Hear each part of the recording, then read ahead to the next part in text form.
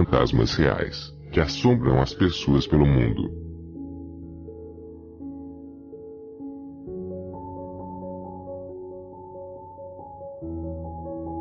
Esse vídeo era para ser um tutorial normal, mas observem.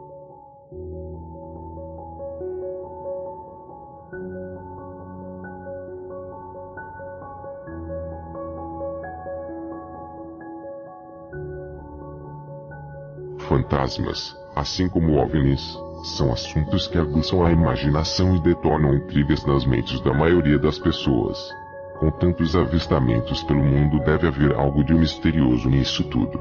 Muitas de nossas intrigas vêm do fato de que muitos de nós desejarmos saber o que vem depois da morte. Fantasmas, neste sentido, representam uma esperança depois da vida. Essa esperança nos leva à procura por respostas. Percebi que a maioria das pessoas que são atraídas pelo sobrenatural são pessoas sensitivas ou mais perceptivas para a vida, além dos 5 sentidos. Eles são investigadores, procurando por mais do que a vida os oferece. Muitos também desejam ser pessoas melhores como resultado de sua pesquisa.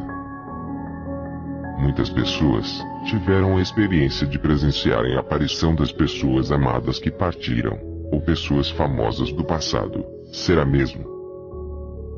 Casos muito convincentes têm sido produzidos para sugerir a participação de fantasmas em negócios sem resolução ou sem término. Outros casos indicariam que em mortes traumáticas, as pessoas ficariam presas no lugar ou a área em que o evento aconteceu. Avistamentos têm sido muito populares. Quem procura acha, muitas vezes, o que não deve. Os investigadores curiosos, que realmente desejam saber o que está acontecendo, tentando fazer contato, parecem entender que essa é a única ação lógica a ser tomada. Isso pode ser muito perigoso num âmbito espiritual e às vezes até mesmo físico. Sem ter toda a informação, muitos pesquisadores têm caído em muitas formas diferentes de contato.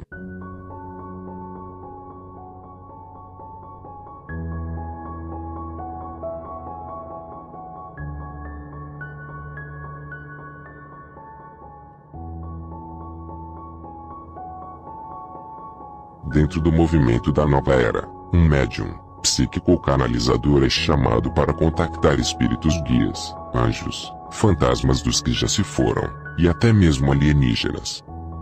Um grupo popular Nova Era oferece um livro e um curso em milagres, para ajudar a fazer contato. Essas práticas têm se tornado crescentemente populares. Em todas essas práticas, quais são as regras utilizadas? Que padrão é aplicado para ajudar um indivíduo a discernir animismo de uma experiência espiritual real? E mesmo nas experiências reais, como você sabe de onde as fontes deste contato sobrenatural vêm? Seria um curso em milagres hábil para guiá-lo? Existe uma anomalia dentro do pensamento Nova Era, em acreditar até mesmo em entidades más ou negativas. Se acredita, até mesmo que Satanás não existe, que ele é a personificação da própria ignorância do homem. O que a Bíblia diz sobre vida após a morte? Queridos amigos, fantasmas não são pessoas amadas que partiram. A Bíblia tem muito a dizer sobre este tópico que muitas pessoas não têm se alertado. Essa falta de conhecimento em muitos casos acontece porque ninguém nunca os ensinou sobre esse assunto na Bíblia em seus lugares de adoração. Outra razão, e a de que hoje simplesmente muitas pessoas não acreditam na relevância da Bíblia como um todo. Isso fica claro com apenas umas poucas passagens que nos dizem o que nos acontece na morte. Jó 7:9-10 diz: assim como a nuvem se desfaz e passa, assim aquele que desce à sepultura nunca tornará a subir. Nunca mais tornará sua casa, nem o seu lugar jamais o conhecerá. Nisso fica claro que aqueles que partiram não ficam rondando a terra, ou voltam. Eles permanecem mortos e não sabem coisa alguma. Existem mais passagens que corroboram esse pensamento. Em Hebreus 9:27 diz: e como aos homens está ordenado morrerem uma vez, vindo depois disso o juízo. Eclesiastes 9:5-6 diz: porque os vivos sabem que hão de morrer, mas os mortos não sabem coisa nenhuma, nem tampouco terão eles recompensa, porque a sua memória jaz no esquecimento. Amor, ódio e inveja para eles já pereceram. Para sempre não têm eles parte, em coisa alguma do que se faz debaixo do sol. Em Eclesiastes 13:19 e 20 lemos, que na morte, tanto os seres humanos quanto os animais vão para o mesmo lugar, indicando que ninguém, na atualidade, antes do juízo final, Apocalipse 20, vai para um lugar intermediário, céu, ou inferno, ou fica aparecendo na frente de parentes. Porque, o que sucede aos filhos dos homens, sucede aos animais, o mesmo lhes sucede. Como morre um, assim morre o outro, todos têm o mesmo fôlego de vida, e nenhuma vantagem tem o homem sobre os animais, todos vão para o mesmo lugar. Então, queridos despertos, quando vos disserem, consultai os necromantes, e os adivinhos, que choreiam e murmuram, acaso, não consultará o povo, ao seu Deus? A favor dos vivos se consultarão os mortos. Isaías 8:19.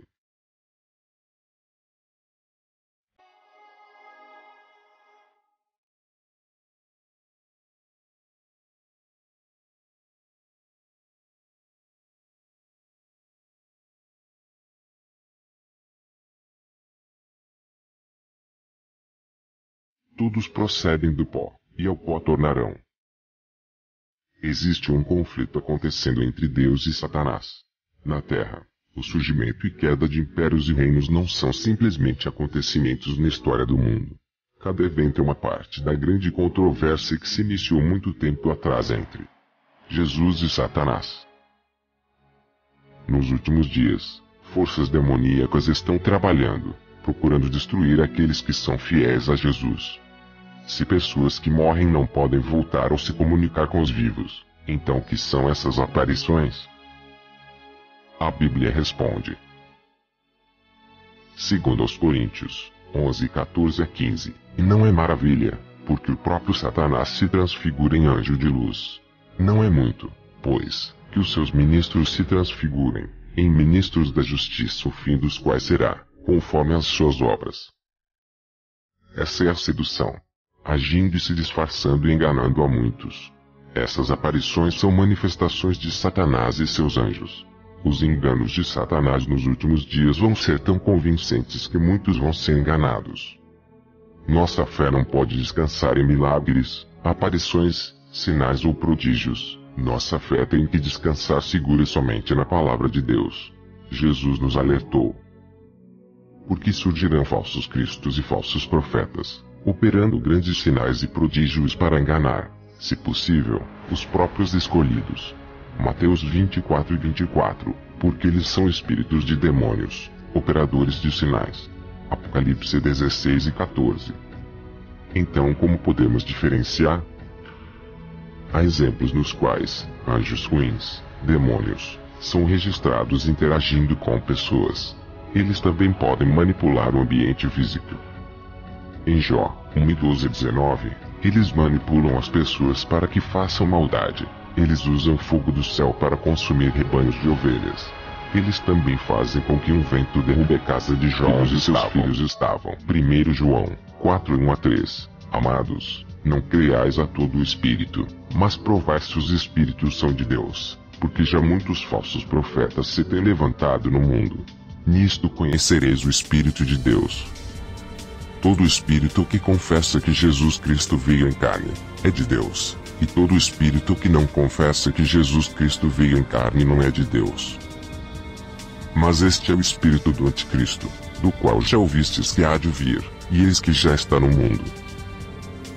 Nos evangelhos, vários exemplos são registrados de demônios possuindo pessoas. Em resumo, é bíblico acreditar em demônios e que muitas assombrações, ou são ilusões de impostores, ou realmente envolvem uma atividade demoníaca se disfarçando de espíritos humanos. O uso de canais para procurar ajuda de espírito guia, ou espírito ajudante, ou para procurar cartões de tarô, participar de sessões espíritas, escutar músicas pesadas de rock, tudo isso é estar convidando o envolvimento de demônios em sua vida. É bíblico não ficar tão obcecado pela existência do mundo dos espíritos.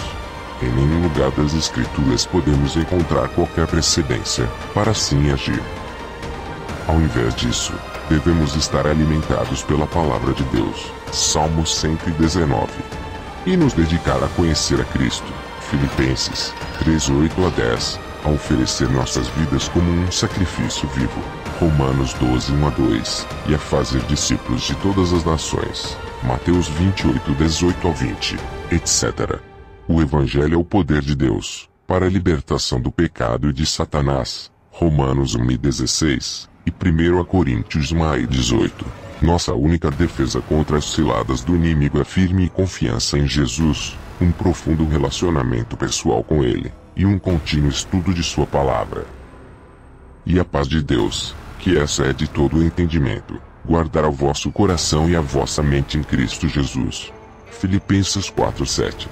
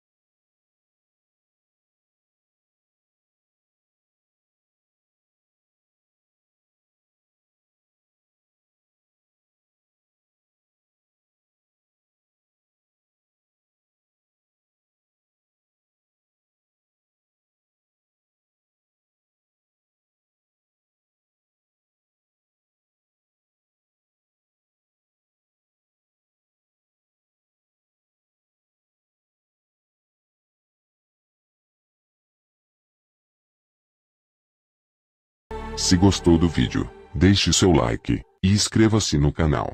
Até o próximo vídeo.